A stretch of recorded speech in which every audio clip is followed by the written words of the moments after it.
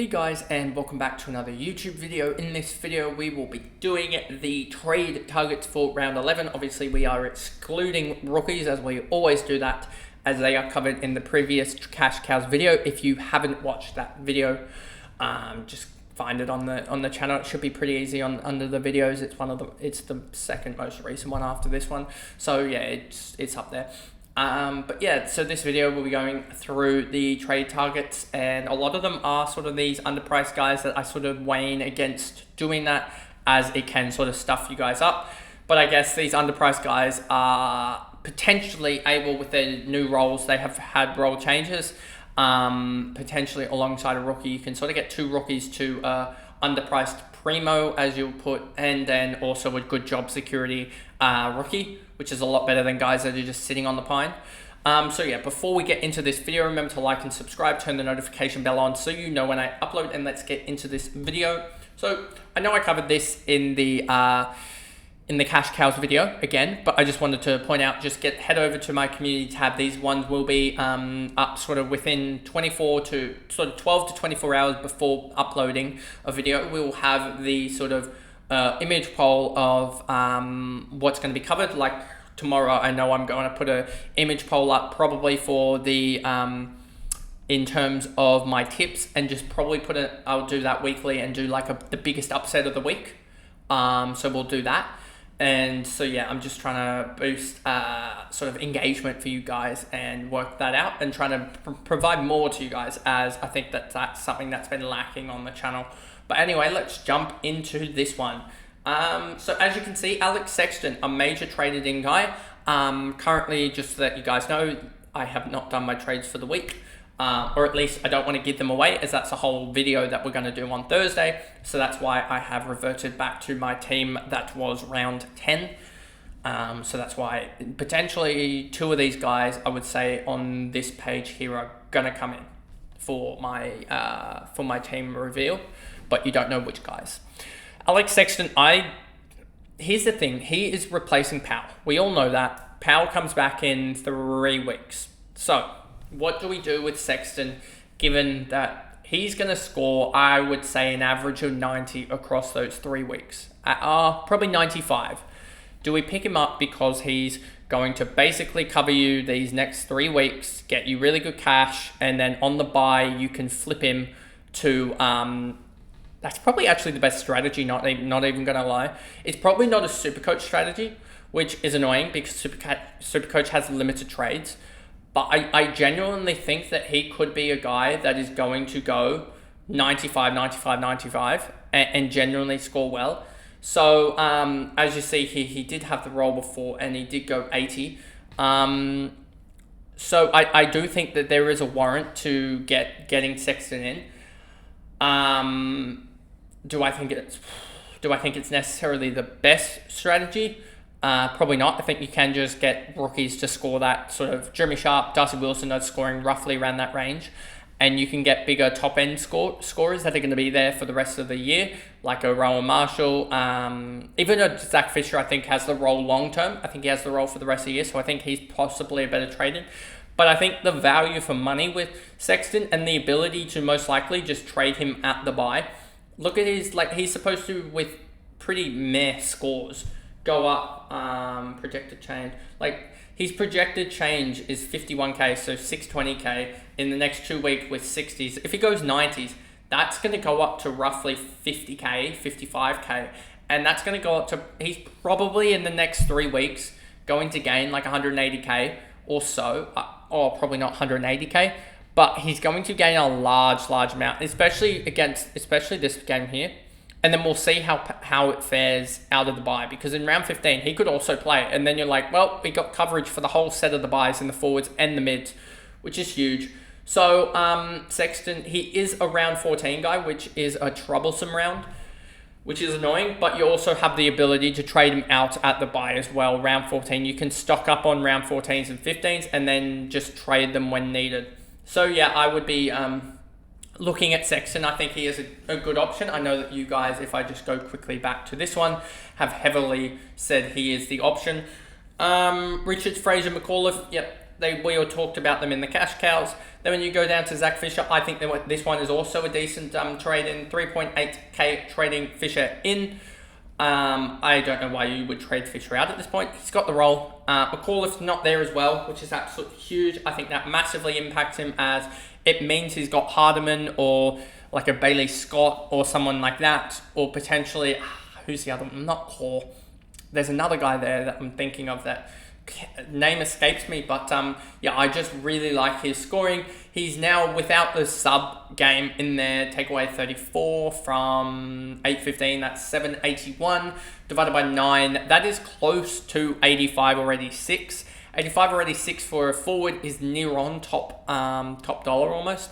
And you can see here L3 of 109. He is flying. So I wouldn't be surprised if I actually try and end up doing Graham and Roberts for sort of a Fisher and also Sexton. If I can do that, I probably cannot do that, but hopefully I can, as that would be the ultimate trade. But yeah, trying to get Fisher and Sexton in could be the go. You also have the problem that they have the bye in the next week as well. So trying to sort out how are you going to negate the bye. Plus also, how are you going to, so just your buy structure could come into factor with Fisher.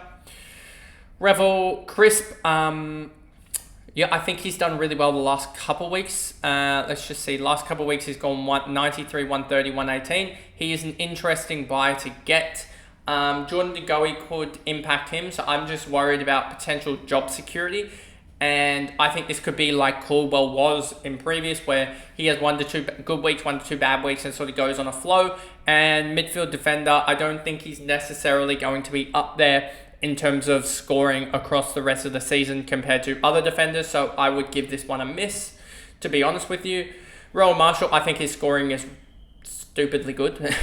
And he is the number one ruck for a reason in fantasy at the moment. Number one ruck, I think he's ahead of, he's number one scorer overall. So yeah, I think he's a good buy at the moment, a 61 break even. If you want to move off, somehow move off Sweet to Marshall, I'd be doing that. Potentially you can do a Sweet and a Roberts and some cash to a rookie and Marshall. I think that could potentially work. But I don't know how you'd have enough cash, given that you'd probably have to have about 130k in the bank to make that work. So yeah, Marshall is a really good ruck to have, especially during the buys, as he is only going to go up. I think he probably peaks at 1.0 or probably 1.1 million at the rate he's going up, and then we'll dip down after the buy. But he's going to be a bad miss for me to have, as I just cannot warrant him getting him, given that I do have Meek at the moment. Oliver, I just think Oliver could be one that you give a miss now, just because his scoring isn't necessarily up there, and it's 741k for him. Yes, he's been scoring all right, 106, 99, 94, but we did say this with Saligo, and I know I am backflipping a little bit on this. I just think now there are better options out there, like Fisher and also Sexton, I think are better options. I think that Marshall is a better option. I think that you can almost pay up just a little bit more. I mean, you got Zorko, Heaney, and other guys that are definitely better options than Clayton Oliver. Just looking down this list, Tom Green is a much better option than Clayton Oliver, to be honest with you. He did have a 98 and an 83, but we've seen before that that's 7. If you take out the 7, it's 949 divided by 9, which is a 107. Or something like that, whatever that is. I think it's a 107. No, sorry, that's not a 107. That's a 105, give or take. 105, 106. So a 105, basically, yeah, he's undervalued, I think. And I think I'll pick up Tom Green in round 13, to be honest with you, just thinking about it. Who do they have in round 13? They've got the Hawks in round 13, yeah, thank you. I'll pick him up then. So yeah, I'm really looking forward to Tom Green. In round 13, I think he will be still priced around that 760k, which is almost just an alley-oop from a rookie. So that'll be a good midfielder to have as well. When we have the three guys that we can sort of upgrade. And yeah, round 12 will definitely be a rookie clear out for me, I think. Given that we do have the Collingwood boys, yes, we have another 2 debutant, but that could help. But I think that they won't play long term. But that'll round 12 trade, will be just, I think 3 rookie flips, to be honest, for me. Just getting job security in for the buys will be huge. So back to these guys, I guess. So we talked about Fisher, talked about Chris, talked about Rowan Marshall, talked about Oliver. Ethan Phillips is a rookie. Zorko, I really love his role, and I think I have him with a C on in Supercoach just for a sneaky little preview. He is amazing at the moment, and he is absolutely flying. Him and also Rowan Marshall are flying, and I didn't think he was a good trade-in back 2 or 3 weeks ago, but obviously he has gone nuts these last 3 weeks. A 184, a 109, and a 148. I did have him in Supercoach for the last 2 weeks, so he's produced, I think, a 116 and a 161. So he's been absolutely huge. They've gone to this sort of slow kick mark game, and he is profiting. 40 marks in the last 3 weeks. Like, I don't even know if there was 40 marks in this whole section here. 15, 19, 27, 33, 41, 45 marks in the first 7 games of the year, and he's gotten 40 in his last 3. That's how much he's just in with the ball at this point. And the kicks roughly about the same, but he's just getting more and more marks. And he doesn't even have to tackle to get a good score. So how good is this? So yeah, Dane Zorko is one of the best guys to have at the moment, and he's doing it efficiently. Like, his Supercoach numbers back that up. And then you've got Isaac Heaney. I think you can wait on this one as well. He is one of the forwards that's just going to put up 120 each week, it seems. Tom Green, talked about him earlier. Will Day, I would not be picking him up. I know that he scored all right with a 109, and people are like, oh, he's turning the corner, but I'd like to see form like that go again and do it again. As we saw with Clayton Oliver, it can be a little bit misleading. And also as a 109, is he really going to be top 10 or top 8 midfielder with a 109? I think we can get better guys out there, or pay a little bit more to get better upgrades. Talked about Lloyd Johnson in the rookies. Nick Dacos as well, he's going off. And yeah, he had a 115, and he also had 4 free kicks against. If he doesn't have 4 free kicks against there, that's a 127. And then also, he only had 1 mark. If he gets that mark up there to 4 or 5 marks, he's looking at a 140, and he hasn't even broken a sweat. And that 140 would have been about 180 in Supercoach, because he decided to kick the ball every which way to an Adelaide player. But we move. So yeah, Nick Dacos, I believe, is a really good buy if you don't still have him, as he does have that round 14 buy, and then you can just start flipping off the round 14 guys that you do already have, as Nick Dacos will be one that you want to keep for the rest of the year. Sullivan, Crouch, Ed Allen, a lot of people going early on him. I did say that he was probably going to actually get a game, and this sort of does show, I believe. So he is one guy that will probably get games, as he is a bigger midfielder, so he's an interesting watch. But again, 200k I believe for him. 200k, he's not going to do anything special in week 1, but could be a guy that you go to next week when you're just starting to flip your rookies off.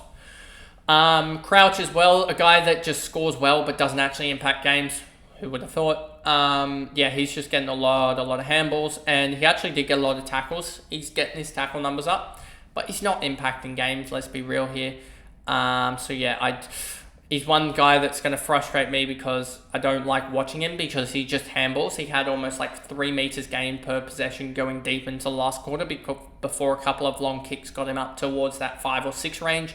He just doesn't move the ball forward, and impact plays are the way of the future in the midfield. But he's scoring points, so it's not the worst buy. Jordan Dawson as well, another really good buy, I reckon. But that pretty much is it. And Luke Ryan, I guess, same sort of principle. These 3 guys, I think Jordan Dawson and Luke Ryan will be top of the line, or near top of the line, that they're like top 6 and top 8 respectively. Top 8 and top 6 respectively. That they will be good buys. I don't know if Matt Crouch will be top 8. Just looking at him right now, 103, that is 18th best for the year, so he probably actually will be close. If we look at midfield, I just want to do this right now. Positions, midfielders, and then just go by total. Go by average. And 1, 2, 3, 4, 5, 6, 7, 8, 9, 10. He is 11th for midfielder, so he's close. I do think that guys like potentially Chad Warner, Bontempelli, Matt Ralph, I think these guys down here will overtake him, but it is very close. But anyway, that is the video there. I just want to also check quickly, just before we go to the outro, Coach's Choice. Let's see the outs. It is a lot of rookies. Graham, McKercher out for TBC, which probably means post-bye. Graham, McKercher, Fife as well, drop him. He's dropping a couple of stinkers. Garcia, understand that as well. Matty Roberts, understand that as well. Closey, I think he's a guy that isn't going to get dropped, and we need job security in this, almost not day and age, but this period of time. So unless it can get me a guy like Sexton and also a guy like Fisher, I probably won't drop Closey. Thomas, Windsor, yeah, you can just see rookie drops at the moment. Tom Powell, I think he's got his rollback, so I wouldn't be dropping Tom Powell. I think he can put up 85s now. Sanders, Parrish, 3-week injury as well. Gallagher, I believe, injured as well. Don't quote me on that. I could be wrong about that now thinking about it. But yeah, he doesn't inspire too much confidence, to be honest. St. Jersma, don't know why people would have him. Harley Reid, don't know why you would be honestly dropping him after an 82. I think he's totally fine at the moment. And I think Yo, is he a test for this week or something? Ollie Dempsey, understand that as well. And then you start to get to just other rookies and just general players being dropped. But anyway, that pretty much is the video there. And I guess I will see you guys in the tips as well as the team previews and reviews, I guess, that come out tomorrow in terms of Fantasy and Supercoach. But I'll see you guys then. Bye, guys.